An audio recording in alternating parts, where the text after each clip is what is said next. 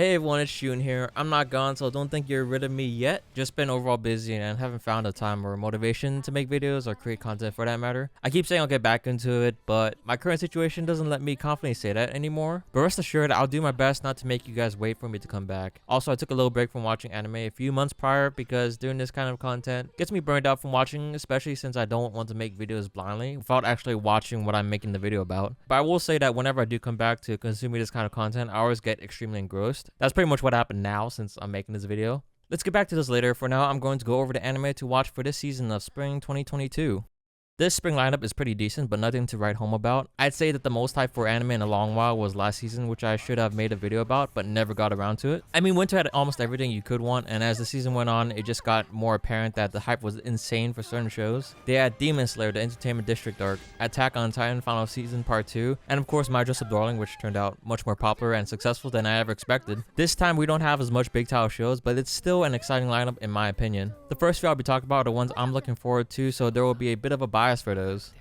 First, we have Spy Family. For some reason, this series is one of the more popular ones that people are looking forward to. I don't know the reason why, maybe because it's by Wit Studio and Cloverworks. The synopsis for this is pretty crazy, but if you look past that, I think this will be a great action comedy to watch. For the agent known as Twilight, no order is too tall if it is for the sake of peace. Operating as Westalis' master spy, Twilight works tirelessly to prevent extremists from sparking a war with neighboring country Ostania. For his latest mission, he must investigate Ostanian politician Donovan Desmond by infiltrating his son's school, the prestigious Eden Academy. Thus, the agent faces the most difficult task of his career, which is to get married, have a kid, and play family. Twilight, or Lord Forger, quickly adopts the unassuming orphan Anya to play the role of a 6-year-old daughter and prospective Eden Academy student. For a wife, he comes across Yor Briar, an absent-minded office worker who needs a pretend partner of her own to impress her friends. However, Lord is not the only one with a hidden nature. Yor moonlights as the lethal assassin Thorn Princess. For her, marrying Lord creates the perfect cover. Meanwhile, Anya is not the ordinary girl she appears to be. She is an Esper, the product of secret experiments that allow her to read minds. Although she uncovers their true identities, Anya is thrilled that her new parents are cool secret agents. She would never tell them, of course, that would ruin the fun. Under the guise of the Forgers, the Spy, the Assassin, and the Esper must act as a family while carrying out their own agendas. Although these liars and misfits are only playing parts, they soon find that family is about far more than blood relations.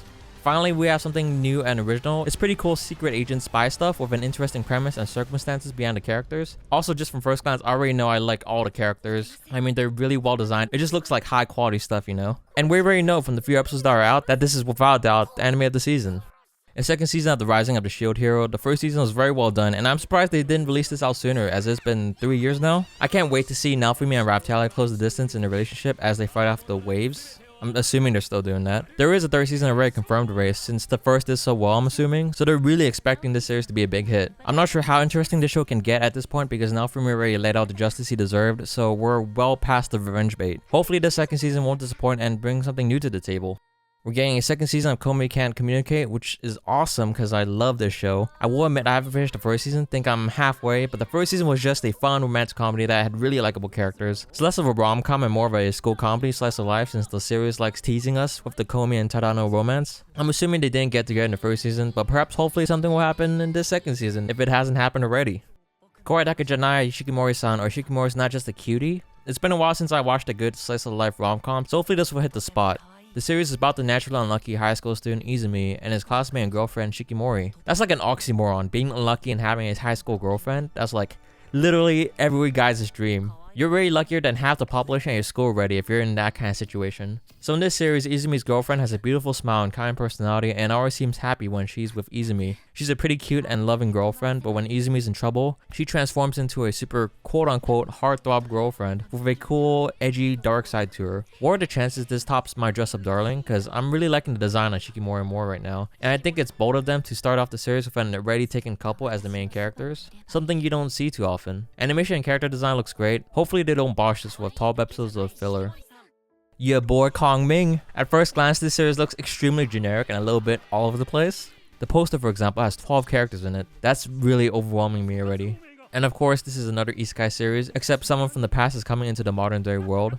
So it's a reverse isekai, I guess. In a way, this is somewhat a historical show since it involves the famous historical figure Kongming. And the reason he's reborn to Toku is to party, so this show just got that much ridiculous from premise alone. There's a cute blonde girl as the main character, so that's a big plus. Also, this show's by PA Works, another big plus. Crazily enough though, I've heard this series might be the sleeper anime of the season. For one thing, as I just said, it's by Works, who've made a few of my favorite anime series. The other is the opening, which weirdly slaps. This might even be better than Kaguya-sama's opening, which I had very high expectations for. It wouldn't be surprising to see people jamming to this if someone low-key put this up at a party. Speaking of Kaguya-sama, Kaguya-sama Love is War Ultra Romantic is the third season of the series. I haven't even watched the second season yet, honestly, but I have the feeling Kaguya and Miku's relationship probably hasn't gone anywhere since. Correct me if I'm wrong though. And of course they brought back Masayuki Suzuki for the opening. It's a must for this series. This show wouldn't be complete without him singing it. His openings are just so catchy. I've had Love Dramatic and Daddy Daddy Do on repeat almost every day when they came out. There's a certain charm to it. It's just so funky and fun and just addicting to listen to. I mean, the show just doesn't only have the song going for it. They have a lot of great and likable characters like Hayasaka, Kei, who is the main character's sister, and of course Chika, all really likable characters. Are there Ishigami Yu fans out there? I don't know if he does anything in the second season, but the first season, he didn't really do much.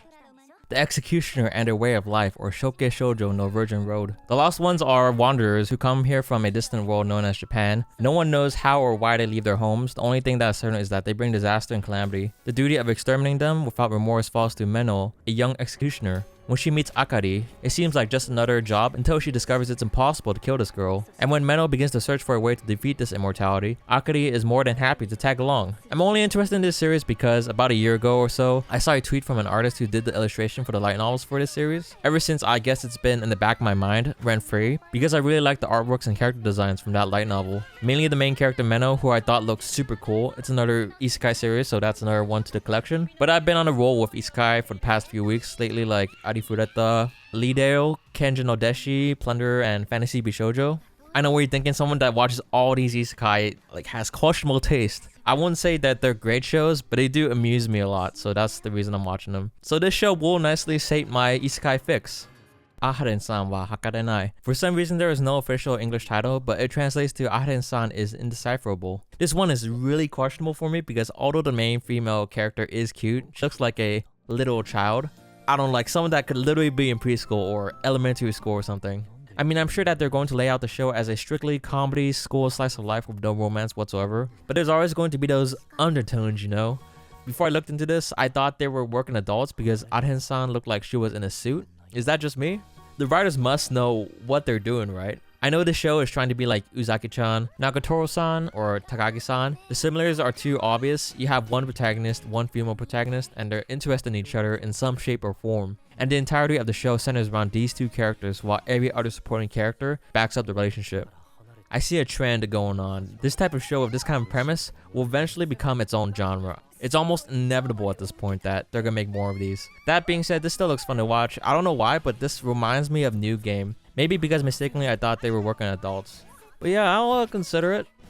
Science fell in love, so I tried to prove it. R equals 1 minus sine theta is the second season of the series with the same name except without the formula. I thought it was pretty clever because the formula actually draws a heart if you draw it on a graph. I'm surprised it got a second season because I thought it was just some generic rom-com back in winter 2020 when it got released. But I was too busy watching, I don't want to get hurt, so I'll max out my defense at the time. But if they released a second season after 2 years for some random rom-com, there has to be a good reason.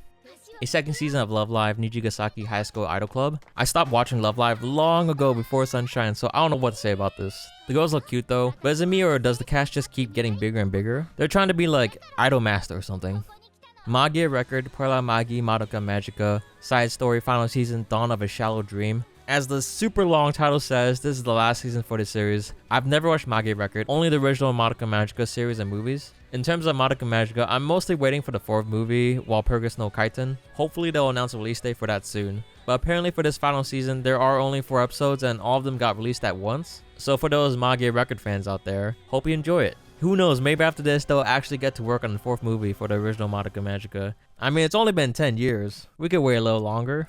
Trapped in a dating sim, the world of otome games is tough for mobs. A friend of mine strongly recommended this to me for some reason. I watched the first episode and I thought it was okay. Apparently the art style went way off course from how they were illustrated in the light novel. In the anime they look a little weird. Like their eyes are a little too big and makes them look like they aren't human. The story and premise is decent. The story centers around Leon, who is reincarnated into an otome game dating sim that his sister blackmailed him into playing. He hates everything about the game and the world in it as he finds that the world is ridiculous and not making sense while despising all the characters in it. I will be continuing this since my friend insists that this is good, but as of right now, I still prefer my next life as a villainess over this.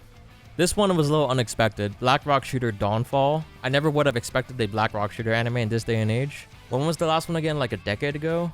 I'll give this a try since I've always liked the design of Black Rock Shooter. I just think her design was just edgy, cool, and badass back then, and I still do now. From what's out so far, I'm getting God Eater vibes from this. That clean yet dark looking CG animation with a plot that always leaves me wondering what's actually going on in the roller coaster of a story that just goes in every direction. The Black Rock Shooter in this series seems to be less submissive and tamed compared to the previous iterations. In the previous series, she was more cold, deadpan, and barely spoke at all. This one seems more vocal while still having those qualities. She also seems more childlike and naive as well. So I'm really curious as to how this version of Black Rock Shooter will turn out. This is another good one I was recommended. I'm quitting heroing. Is heroing even a word? I feel like they just made it up for this series. I feel like it's a made-up word. Like, it's not an English word, as I recall. Unless I'm really stupid. But anyways, I watched the first episode of this and it really caught my attention. Really likable and well-designed characters that I instantly liked from the start. There's just something about a female Mao demon lord that makes me feel things, you know? Reminds me of another show called Maoyu, which was extremely slow but still a great watch. This also reminds me of the Misfit of Demon King Academy, which in contrast to Maoyu is nothing but action and excitement. There's almost too many similarities between Demon King Academy and Quit Heroing in terms of the setup. Both have a hero and Demon King. The hero gets betrayed or mistreated by his own people, the humans, and decides to join the side of the Demon King and his or her crew of inhuman followers. And lastly, the heroes in both series are literally the strongest person in their world. Well, because I enjoyed Demon King Academy so much and the fact that I really like anything with Maos in it, this will definitely be one of the series I'll be watching throughout the whole season. Next is Birdie Wing, Golf Girls' Story. So obviously this is a golf sports anime. Never played golf, but I've always wanted to try. Strangely enough, I've always liked watching golf and playing golf-based video games. I don't usually get into slow-paced sports myself, but there's just something about golf that I find entertaining. The golf in this series doesn't seem all that slow-paced though. It looks more like Prince of Tennis or Croak in a Basket to me. It has like those levels of intensity and action. The story for this series is centered on two female golfers, Eve and Aoi, who grew up in different circumstances with different playstyles. So I'm guessing these two will have a friendly, intense rivalry with one another throughout the entire series, or maybe team up in 2v2s, who knows? Do they even have that in golf, 2v2s? In any case, this anime looks very nice though. It has colors that just pops out, the girls look cute, and the characters look neatly designed. I'll give this a shot, no pun intended, if I'm running low on things to watch.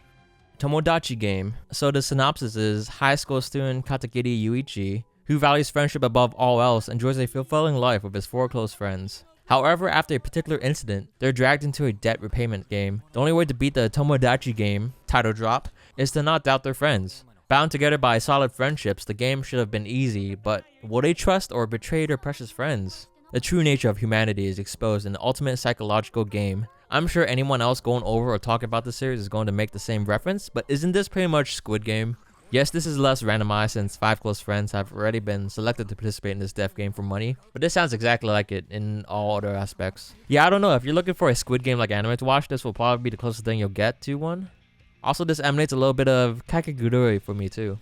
The greatest demon lord is reborn as a typical nobody. As the most powerful entity of all time, the demon lord Varvatos thinks life is boring AF. When he takes matters into his own hands and decides to reincarnate, he calibrates his magical strength to be perfectly average. But there is no way he could have predicted that everyone in the modern world would be weak as hell, which means he is totally overpowered once again. Reborn under the name Ard, he has ladies fawning over him, the royal family begging him to become the next king, and an ex-minion insisting on killing him. I could be mistaken, but I could have sworn I heard a series of the exact same premise of a demon lord being reborn with average powers from somewhere else. Either that or every story of reincarnation involving a demon lord are all starting to blend together to the point where I can't even tell them apart anymore. In any case, I've always liked this kind of story anyways, where the demon lord is just overpowered and makes his own harm with said power. I mean, I like any story with a demon lord in it, so I guess my standards aren't really too high. Yeah, it gets old, but I can't deny that it provides me with satisfactory entertainment. RPG real estate. This just sounds like the metaverse. Anyways, the story begins 15 years after the Demon King was defeated. So many Demon Kings today, and the world has become peaceful from that. Kotone, who graduated from school and became a magician, inquired about the kingdom-affiliated RPG real estate in order to find a new home. In reality, RPG real estate was Kotone's place of employment, and together with Fa, the demi-human, the priest Rufuria, and the soldier Rakita, they help support the searches of new homes for the customers with various circumstances. Yeah, is this not literally the metaverse where people are buying and selling homes in the virtual world? The show does look pretty though, with a suspiciously unusual amount of lollies. Next we'll slow things down with Jahy-sama, which is a seinen slice of life. Nagomu Irina returns to his Kyoto home for the first time in 10 years when his father is hospitalized. Nagomu is eager to take over Ryokusho, the family's Japanese sweet shop, but he's instead asked to be a father figure to Itsuka Yukihira, the girl everyone calls the successor. This seems to be a more comfier and homier version of the Gashikashi with less comedy and more sentimentality. Heroines run the show, the unpopular girl and the secret task. Hiyori left her hometown to pursue her passion, track and field, by enrolling in Tokyo's Sakuragaoka High School. Looking for a part-time job in Tokyo, she ended up working as an apprentice manager for 2 of her idol classmates. The story revolves around the coming of age of Hiyori as she juggles school, extracurricular life, her managing job, and the idol group. This one looks pretty mid, but I'm mostly interested in this because the show is inspired by a honeyworks song, hence why the show has that honeyworks look. I'm not really too into idols to begin with, so this will be a soft pass for me. I do think the premise is somewhat unique by making the main heroine sort of normal and plain looking. This also looks like a reverse harem as well, which I'm usually not into, except for perhaps my next life as a villainess. But hey, the guys look pretty hot, so if you're looking for an Ikemen packed show, this might be for you. Skeleton Knight in Another World. Not gonna lie, this one looks pretty mid as well. Recently, a lot of isekai series involving MMOs follow a few particular trends, and this one is no exception. The story is that one day, a gamer played video games until he fell asleep, and when he woke up, he found himself in the game world as a skeleton. Equipped with the powerful weapons and armor of his avatar, but stuck with its frightening skeletal appearance, Ark has to find a new place for himself in this new fantastical land. All his hopes for a quiet life are dashed when he crosses paths with a beautiful elven warrior, setting him on a journey full of conflict and adventure. Yeah, just from that synopsis, this is already getting old for me. From last season, there were at least 3 series that had the main character in the exact same scenario, where the main character suddenly wakes up in the character they made for an MMO, with no way of logging out. The 3 of them I've watched being In the Land of Leadale, Pupil of the Wise Man, and Fantasy Knockout. They're all pretty average, and this one sounds even more so. But if I really need an isekai to watch for this season with that kind of premise, this will be it. The second season of The Demon Girl Next Door, with a story that I'm guessing is about a demon girl who lives next door to her main protagonist. I was apparently partially correct with my guess, surprisingly, because the demon girl is actually the main protagonist. Based off the first season, the story centers around Yuko Yoshida, who one day wakes up to see that she has grown demonic horns and a tail. She finds out that her family is cursed to live powerless and poor by a clan of magical girls. And apparently to lift the curse, she has to find and murder a magical girl. And just when she finds out what she has to do, she encounters a magical girl who decides to help her. I have not watched the first season that had aired in 2019. This is the first time I'm hearing about this series actually, but admittedly this has an interesting and fun premise that has just caught my attention, so I may consider this if I ever decide to watch the first season all of a sudden. Next is The Dawn of the Witch. Seville is a student at a magic academy who has no memories of anything from before he joined the school. Not understanding why he's there, the time he spends at the academy feels hollow and empty, and since he doesn't know how to work hard, his grades are always the lowest in his year. Then one day, the school headmaster Albus orders Seville to participate in a dangerous special training. It has only been a few years since the war between the church and the witches came to an end. The world has not yet fully accepted witches and their magic. This is the dawn of the Age of the Witch. Now I thought some of the characters in this series looked familiar because apparently this series is a spin-off of the 2017 series Grimoire of Zero. The characters from that series will likely be supporting characters in this new series. Love After World Domination. In the eyes of the public, Fudo Aikawa and Desumi Magahara are sworn enemies who have nothing in common. Fudo is the leader of the hero squadron whose mission is to bring about world peace. On the other hand, Desumi is the minion leader of a villainous organization seeking world domination. However, despite these differences, their relationship is not quite what it seems. When they are not making a show of being at each other's throats, Desumi and Fudo continue to pursue a forbidden love, going on dates, baking sweets for one another, and meeting up as often as they can despite their hectic schedules. The 2 inexperienced lovebirds pave the way for their own unique relationship. Though their public lives are worlds apart, Fudo and Desumi will stop at nothing to make their seemingly impossible romance work. Okay, this is clearly the premise for Boarding School Juliet. You can even replace some of the words in the synopsis, and it can literally be describing the exact synopsis of Boarding School Juliet. I really enjoyed Boarding School Juliet, still waiting on the second season by the way, and it has pretty much the same scenario as this series. To briefly summarize, Boarding School Juliet is also about 2 sworn enemies, Romeo and Juliet, who go to the same school that has 2 dorms occupied by 2 different countries. Romeo is the leader of one and Juliet is the leader of the other. Naturally, the 2 dorms hate each other and are constantly battling out for superiority. Romeo and Juliet actually like each other and secretly start dating without their dormmates knowing. Just like Love After World Domination, they go on secret dates when no one's around and pretend to fight with each other in public. So you can see how similar these 2 series are. Anyway, since there is no season 2 of Boarding School Juliet, I may have to settle with this one for now since I weirdly have strange taste for these kinds of love stories. Date Alive 4. There's been 3 seasons of this apparently. I've not watched any of the Date Alive anime series, so is this low-key an actually good series? If they're making a 4th one, they have to be doing something right? But what I can tell is that it's a school romantic harem mixed with sci-fi. I'll have to conduct more research on this one. Next is In the Heart of Kunoichi Tsubaki. Now this one has a, let's say, unique premise. The isolationist Akane clan, composed of an all-girls body mainly consisting of young Kunoichi in training, has a code to which they must all adhere to. As men are dangerous beings, interacting with them is forbidden. Kunoichi Tsubaki, the leader of the dog squad, is an excellent trainee with a promising future. But she has started to experience a strange feeling in her heart whenever the subject of boys is brought up. Sorry, I couldn't say that with a straight face. It looks comfy, but just warning you that the entire cast are lollies, so keep that in mind if you're considering this. Don't Hurt Me, My Healer. Sounds a little masochistic, but I'll ignore that for now. A fantasy and adventure comedy starring Carla, a dark elf cleric who invested too much in her insulting skills, and Alvin, a swordsman who has to put up with her antics. This show looks like it has a uniquely different art style than I'm used to seeing. I've never heard of the studio that made this series either until now. From the looks of it, they've had experience in working on the production of moe-based anime like Oremo and Yuri Yuri, and I can kind of see aspects of that in this series. It definitely looks basic and simple in terms of style and quality. Not surprising, as this appears to be this studio's first major work. You don't see too many more anime like this lately, so I'll give this a chance since it seems fun and light. The third season of Ascendance of a Bookworm. This third season will continue the story of Mine as she works with Ferdinand as an apprentice shrine maiden. I've heard really good things about this series but never picked it up. The previous seasons had high ratings as well, so I'm a little interested now in starting the show. It's an isekai, but it doesn't give off that generic feel that most isekais nowadays have. I'll definitely be looking into this more.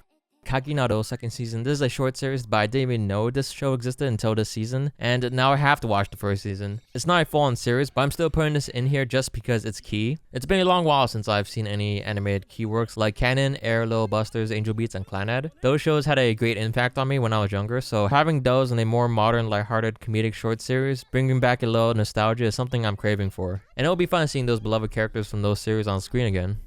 Summertime Render is a series that follows in the supernatural mystery genre. After his parents died, Shinpei Ajiro lived with the Kofune sisters Mio and Ushio, but he has since moved to live on his own in Tokyo. But after Ushio drowns while trying to save the young Shiori Kobayakawa, he returns home to mourn her departure. However, bruises around Ushio's neck bring her cause of death into question. Taking a step back, Shinpei becomes convinced there must be another explanation. Dangerous entities roam among the islanders, and a vision of deceased Ushio asks him to save Mio as her final request. He is certain that something is afoot, and Ushio's death is only a piece of the puzzle. With the help of Mio and various others, Shinpei struggles to forge a future in which he, his friends, and family can stay alive. But the more he investigates, the more impossible such a future seems. This darkness infiltrates his home island. Just how much more suffering will he go through before finding the right path to save it all? Wow, that was a pretty long synopsis. I'm actually really looking forward to watching this one, as not only does it look amazing, but it's been so long since I took a first glance at an anime series, and have little to no speculation as to how the story will develop. The main advantage of being a mystery show, I suppose, but also from looking at the illustrations, got me extremely curious as to why the blonde girl is wearing a swimsuit that makes her appear so out of place.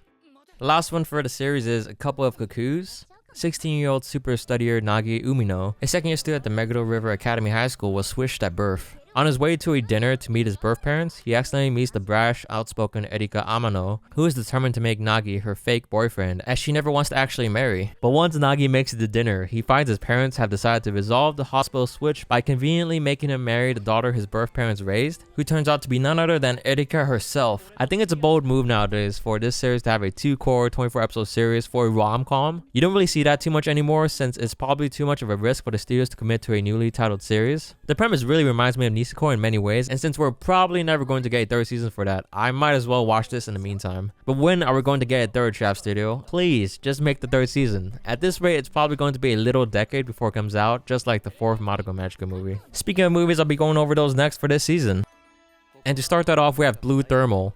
Tamaki Tsuru, a freshman at Aonagi University, was overzealous about volleyball when she was in high school. Following a romantic rejection due to being an athletic girl, she joined the tennis club in college to be less athletic. One day, she accidentally hits Daisuke with a tennis ball as he was transporting a glider, causing damage to it. Tamaki was charged with a repair cost of 2 million yen, but as she couldn't pay the amount, she joins the Sports Association Aviation Club as a helper. It's a seinen drama, which is supposed to hit closer to home than most anime, but I think it's a nice change in pace that allows the audience to take a glance at nature, albeit through a screen. Also, I've heard that a lot of the scenery in this movie is based off real life locations. If anything, you can fool yourself into thinking you touch grass by watching this movie. Free, The Final Stroke Part 2. Full disclosure, I have not kept up with Free. I couldn't even get past the first season if I'm being completely honest. Not that the show had any negatives that I could think of, but it made me feel certain things that I would rather not continue exploring at this time. Recycle of the Penguin Drum is a 2-part film project commemorating the 10th anniversary of the anime and will be a compilation of the original 24-episode TV series back in 2011. It will be a re-edit of all 24 episodes with the addition of new sequences and characters. The first part, Kimi no Resha wa Seizon Senryaku, translated as Your Train is the Survival Strategy, will premiere on April 29th, while the second will premiere later this year. It's crazy that after almost 10 years, companies are still willing to reboot or remake series in the anime industry. The way to do it appears less of like a cash grab and more of a service to the fans, which I can definitely feel from this because not only are they bringing back a lot of the original cast that worked on this series, but they try to remain faithful to the original work as much as they can, while at the same time adding new elements to modernize and spice things up. This will definitely be a must-watch, especially if you're a Penguin Drum fan.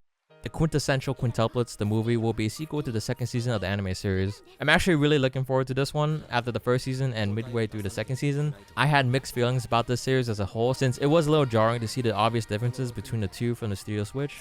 The whole fiasco of the main character's eye and hair color changing in between seasons felt too weird because it felt like he became a whole new person. But it was understandable because the new studio wanted to change it to keep it accurate with the manga, which I respect. I think the first season looked slightly better visually, but I don't know if it was the progress in the story or what, but the second season was satisfying to watch and was overall a great watch for a school romantic comedy. So I have pretty high expectations for this movie, as we'll finally get closure as to who Best Girl is. I haven't read the manga, so I don't know who he canonically marries. Obvious answer would be Itsuki, right? Because she's the first one that he was introduced to. But it can literally be any of them since they supposedly all look the same from everyone's perspective in the show. We'll just have to wait and see unless you, of course, read the manga already. And yes, this film will be the finale for the story. Lastly is Bubble, which is a Netflix original movie by Wit Studio. I'm actually really hyped for this one. The synopsis for this is, in a Tokyo where gravity has broken, a boy and a girl are drawn to each other. Bubbles have broken the laws of gravity and rained down upon the world. Cut off from the outside world, Tokyo has become a playground for a group of young people who have lost their families, acting as a battlefield for parkour team battles as they leap from building to building. Hibiki, a young ace known for his dangerous playstyle, makes a reckless move one day and plummets into the gravity-bending sea. His life is saved by Uta, a girl with mysterious powers. Their encounter leads to a revelation that will change the world. Extremely high expectations for this one, since they're the ones also doing Spy Family with Cloverworks. Not only due to the fact that this film looks extraordinarily pretty, but it has so many big names working on this. We have Tetsudo Araki, who directed Attack on Titan, Gen Udobuchi, known for Fate Zero and the Madoka series, Takeshi Obata, who did the character design for Death Note and Bakuman, Hiroki Sawano for music, and we also have Eve singing the opening theme. With this kind of lineup, this is without a doubt one of the most, if not the most, ambitious film project for this year. Definitely a must watch and pretty much the only reason you need to get a Netflix subscription. But yeah, that about does it for this spring. I plan and am trying to make more videos, and to be completely transparent, I might try making other types of videos not anime related. Hope that doesn't drive too many of you guys away, but I just don't want to limit myself to only one type of content anymore. I mean, it's not gonna be something extremely irrelevant and different, but I just want to try other stuff. I really hope a lot of you guys will stay, especially my longtime followers. But if you guys don't, then, you know, I completely understand. If you guys didn't know already, I sometimes stream on Twitch, mainly as a VTuber, where I play games or just talk with viewers in chat. Feel free to follow if you haven't already. That about concludes this video. I hope I was able to help you find out more about the lineup for the anime in this spring season. As always, thanks for watching, and I'll see you guys later.